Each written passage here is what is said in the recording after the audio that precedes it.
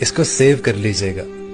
اگر آپ اپنے دماغ کو بہترین رکھنا چاہتے ہیں تو 8 گھنٹے کی نیند لیں۔ اگر آپ اپنی آنکھوں کو بہتر رکھنا چاہتے ہیں تو سونے سے پہلے اپنے پاؤں کی مالش کر کے سوئیں۔ اگر آپ اپنے معدے کو یعنی سٹمک کو بہترین رکھنا چاہتے ہیں تو ٹھنڈی چیزوں سے پرہیز کریں۔ اگر آپ اپنے جگر کو بہترین رکھنا چاہتے ہیں تو فاسٹ فوڈ سے ذرا دور رہیں۔ اگر آپ اپنے گردوں کو بہترین رکھنا چاہتے ہیں تو سونے سے پہلے ذرا واش روم ہو آئیں۔